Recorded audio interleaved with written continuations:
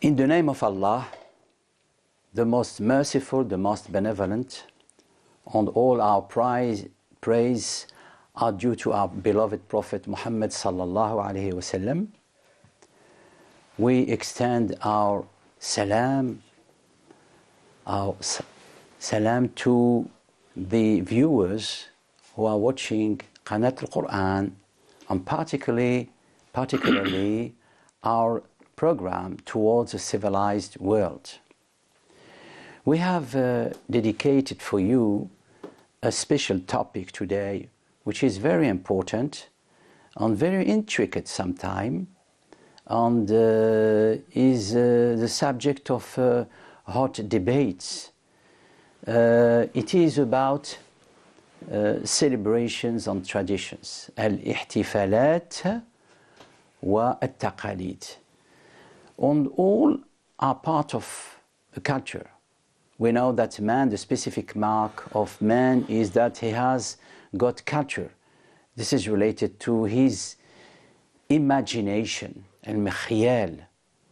And in order to, and it has those culture is very important. It has many functions.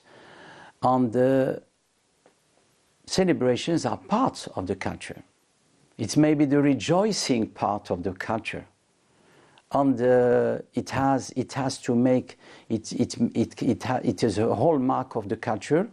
I would ask our Professor Belghith Mohammed, who is with me, Professor Rashid Mimouni, to discuss about ihtifalat and traditions, and I will ask him a question.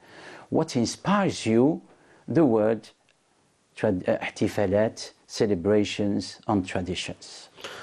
Thank you, Prof. First of all, we send our greetings and salutations to all our brothers and sisters all over the world, especially who are following this program. Secondly, when we talk about celebrations and traditions, it is obvious that nations and societies have celebrations when they want to remember very special historical events, for example, or some occasions of their victories during history, or their ancestors' achievements, for example. So when they want to celebrate, it is to remember and to refresh their memories and to inherit that to the next generations, the generations coming. That's why maybe when we talk about celebrations, we want to remind our audience that it is not something new that when we celebrate very special days in our history, for example, especially we as a Muslim nation, the Holy Quran tells us that we should remind people with our victorious occasions and days. وذكرهم بأيام الله إن في ذلك لآيات لكل صبار شكور. Remind them about the days of Allah. The days of Allah, as our scholars say, are our victorious days and our historical events where their ummah, this ummah has achieved a very great events and very great positions in history or civilizational statues whatsoever. So I think that's what we mean, first of all, when we talk about celebrations and traditions. Then celebrations and traditions, they have relation with our culture, the culture of any nation. That's it. As I think Malik bin Nabi has mentioned, that every nation got its own culture, values, and traditions and occasions, and this is a part of freedom, of their freedom their own characteristics, right? Every nation should have its own celebrations and occasions, which distinguishes it from other nations, right? And from other societies, for example, like we as Muslims, we have many occasions and many traditions, many celebrations also, Eid al-Fitr, Eid al-Adha, our days of victories, Ain Jalut, the Battle of Hittin, the Battle of Badr, the battles of the Prophet Muhammad, the victorious days of prophets and messengers, and our leaders, Salahuddin, Al-Mudaffar Qutuz, Muhammad al-Fatih, who opened Constantinople, which became later on Istanbul, right? Dar al-Islam, right? So these occasions, these victorious days are the occasions which distinguish this ummah, this nation, from other nations, which gives us very specific characteristics, right? We should always remember and teach to the next generations in order to help them to keep their freedom and their dignity in the time coming. Yes. Yes, you already mentioned the nationalist aspect of on the ummatic religious dimension of the celebrations. Yes. What I would notice is that there is a permanent layer of traditional local traditions. Yes. Then, because when you say الاحتفالات, celebrations, they are local festivals. There are national festivals, worldwide festivals, whether in a globalized world. Yes. For example, we have some celebrations are worldwide now, maybe by dominant civilization, the dominant civilization. What I would mention about this Islamic, for example, celebration in the religion, is that even in Islam, after great duty, great religious observance, like مثلا Siyam Ramadan, the fasting of Ramadan, after there is Eid, rejoicing. Yes. For people. Yes. The same thing after Hajj, there is Eid the big Eid al-Adha, yes. And so forth. But the people, Muslim people, over all the worldwide Islamic civilization, from Jakarta to until the western Maghreb, is speaking about there are specificities in celebrating. Yes. It is enshrining religious values, but the way we celebrate is sometimes different. And this gives this specificity you are speaking about. And maybe I would. This is one aspect.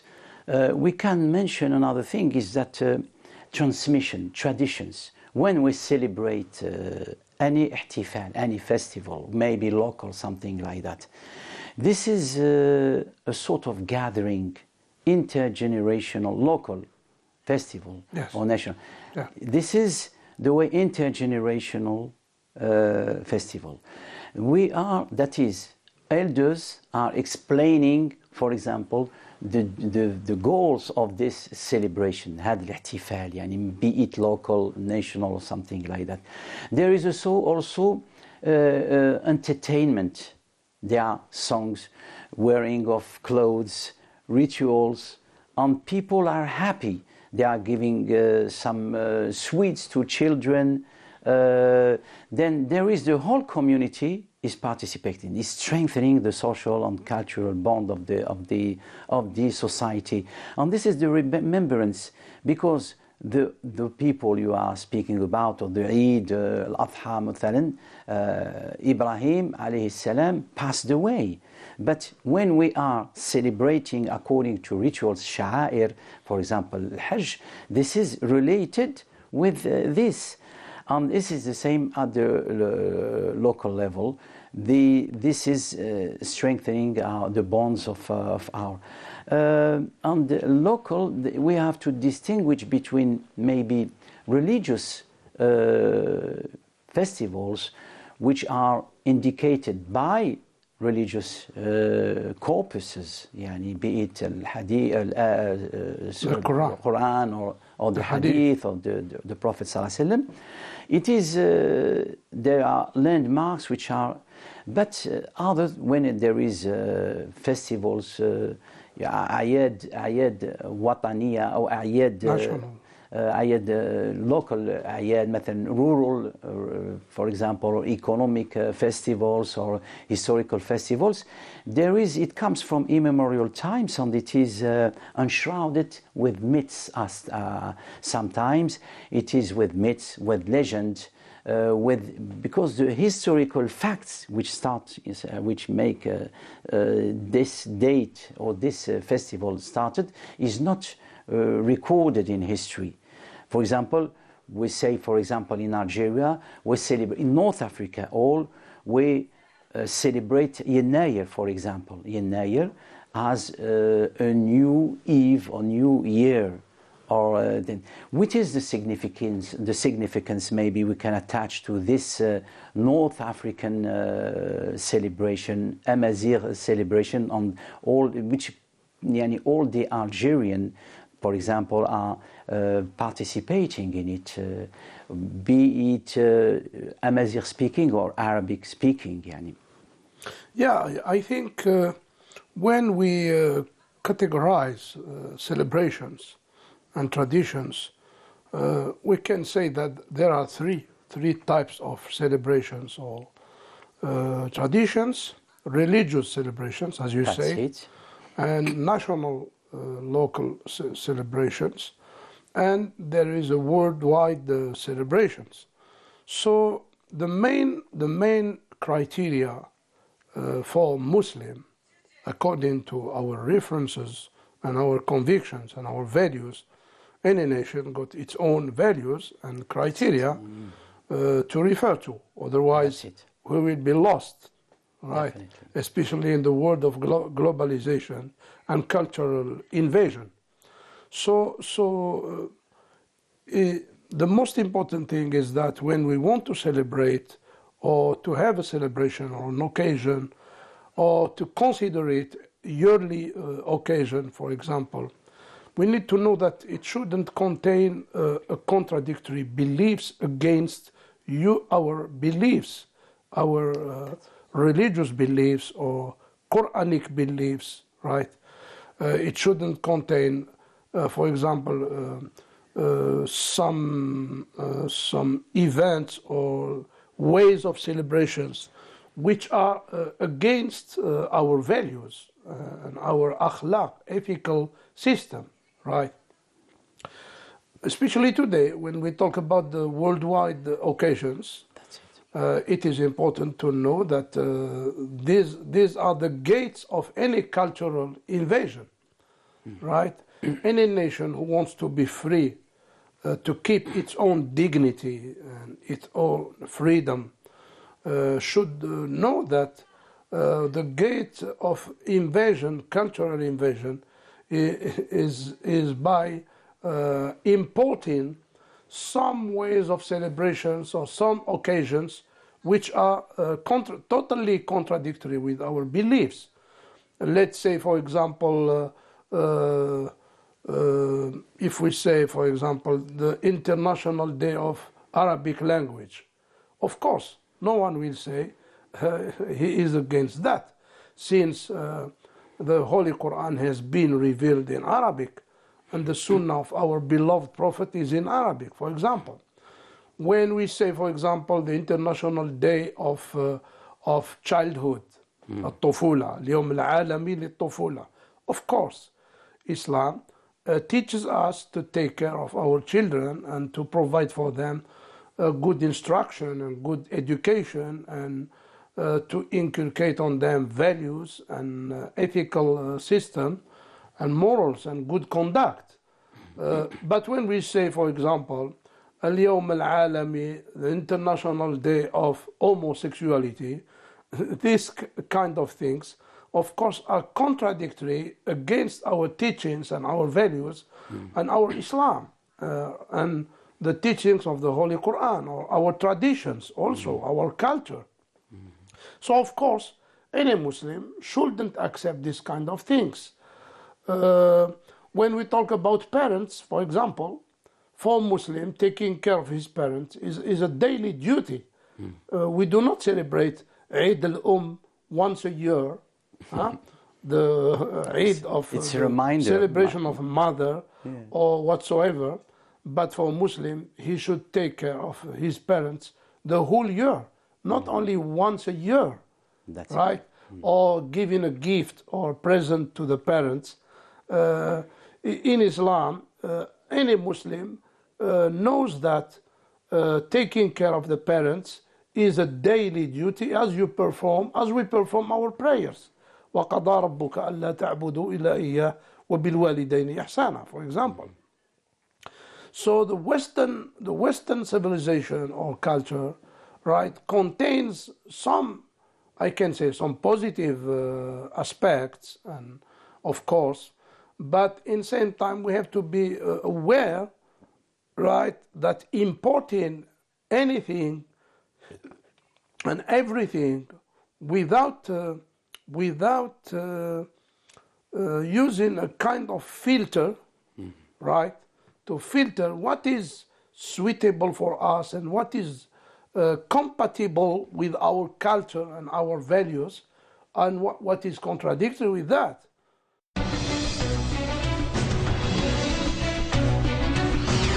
قناة القرآن الكريم، الوسطية والاعتدال.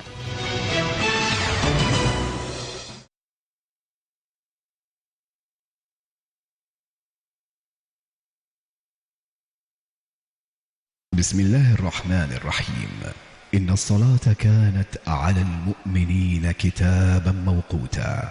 صدق الله العظيم.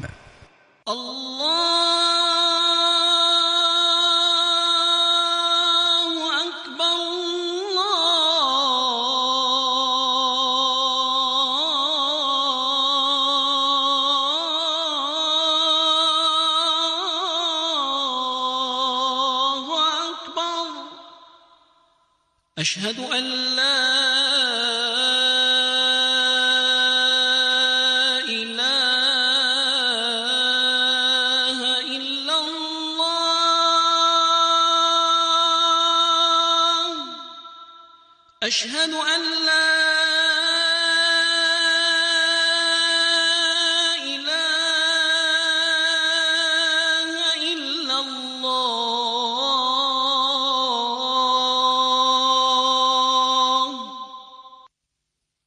أشهد أن محمدًا رسول الله.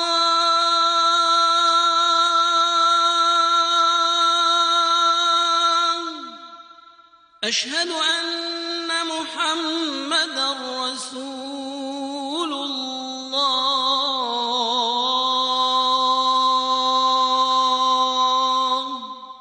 حي على الصلاة.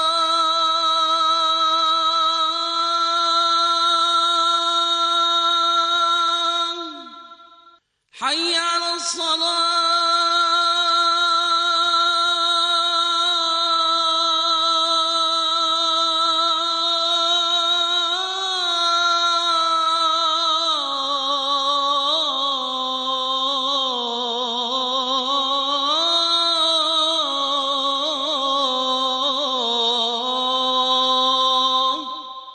حي على الفلاح.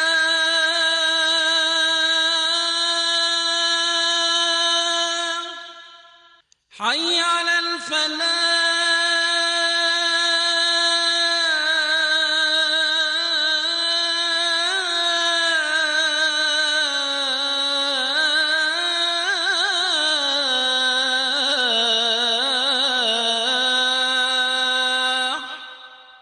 الله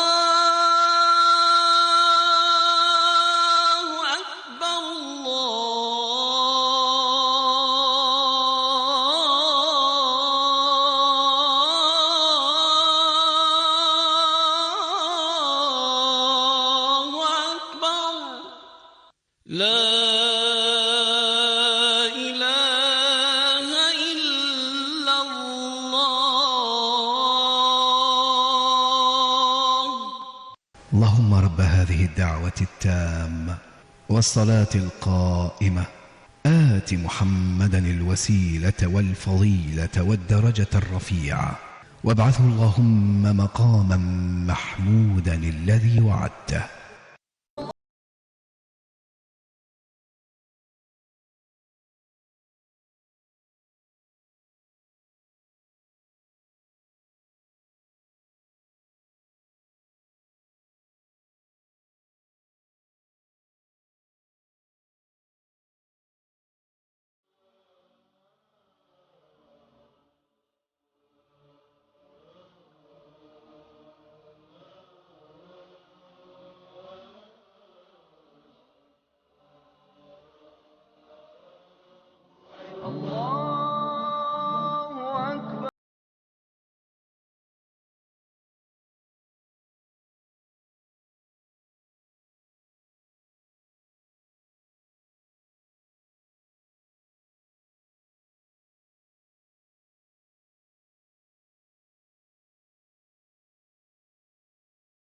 عليه وسلم: أي الأعمال أحب إلى الله؟ قال: الصلاة على وقتها. رواه البخاري.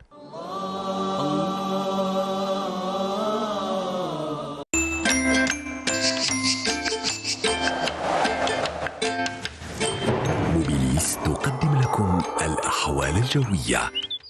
موبيليس، معا نصنع المستقبل.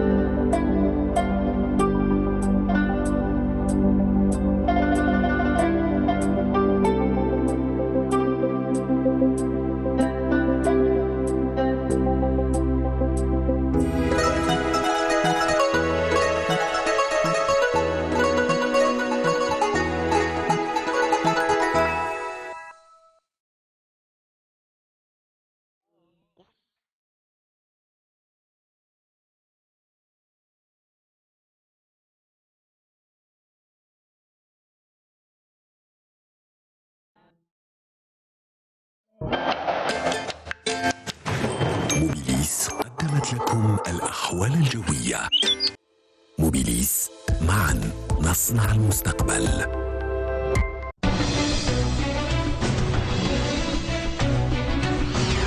قناة القرآن الكريم، الوسطية والاعتدال. So we have to be aware as a Muslim ummah, as a Muslim nation, for example. When we talk about national occasions, of course, let's say celebrating the 5th of July, 1962, or the 11th of December, December 11th, the demonstrations of December 11, 1960, or celebrating the 1st of November the 1st, the beginning of the Algerian Revolution against the French invasion. Of course, this kind of national occasions and celebrations are a part of our civilization and our culture, right? Since the Almighty Allah reminded us in the Holy Quran that your freedom, you got it with the permission of the Lord of the universe. الذين إن مكناهم في الأرض أقاموا الصلاة وآتوا الزكاة وأمروا بالمعروف ونهوا عن المنكر ولله عاقبة الأمور. So we have to, I think, to remind our audience with this, which is very important. I would agree with you, but I would make some observation. Please. So notice is that the problem is that when we have celebrations which are returning to our ancestors, brings back to immemorial times, sometimes there are, the problem is that we have to use pedagogical ways to implement them, but not to confront this celebration. What is important in our local festivals in North Africa, for example, is that they are always choral values, because it is, those festivals and traditions are representing what? The central value system. النسق القيمي الأساسي للمجتمع. Even what you see, for example, I mentioned, for example, this يناير. For example, what is important is that it is the value of taking and giving and taking. It is the value of hospitality. It's the value of a meal, organizing a meal for the family. It is, there are things which maybe it's the fear of famine, because this is a new calendar where the nature is dead. For example, this is the period we are hoping Am Saba, grateful year for crops or something like that. But at the time, what we are seeing is that this is celebration all over Algeria is about giving hospitality, giving to the poor, generosity and something like that. This is important. I think it is important. And well, the other thing I would, the other thing is that we have now, Algeria has recorded 9 of its, what they are calling the تراث المادي واللا مادي, the immemorial, the material and immaterial patrimoine or inheritance. We have 9 elements which are recorded at the UNESCO, the United, recognized by the UNESCO. Recognized, because we have to make it has to make a strong argument to dedicate to obtain this label of it, and this is why this is a continuity. And now these celebrations and ihtifalat in Algeria, it has a social and economic value. It has economic value, and it is in order to create a sort of social melting, social solidarity between people. This is important. Although we can help to educate people not to go too far in myths or something like that and legends. I think it is not shame to have many occasions or celebrations. But in the same time, it is not also wrong if we have some weaknesses in the ways how we celebrate. If we have some weaknesses or we need some innovations to clean the ways how we celebrate, maybe it will be very interesting to accept some kind of critics when we want to correct the ways how we say, even religious occasions, Maybe like we have Mawlid some al-Nabawi. ways which are wrong, right? Yeah, exactly. What we call some Bid'ah. some innovations, right? So I think it is not shame. It's a good thing. A society where it is wealthy in cultural occasions is a good sign and is a positive aspect. The most important is that the society lives in harmony. That's it. In harmony and understanding each other in a comprehensive way. All the elites, cultural, religious, political, social elites, have to accompany, accompany the dynamic of society, to provide orientation and create an osmosis between different generations. Yes, that's right. I think there are a lot of things to say about celebration. It is what we can say, and we ask our viewers to ponder over those themes or these elements we have brought about celebrations and traditions. Wassalamu alaikum wa rahmatullah. Thank you, Prof.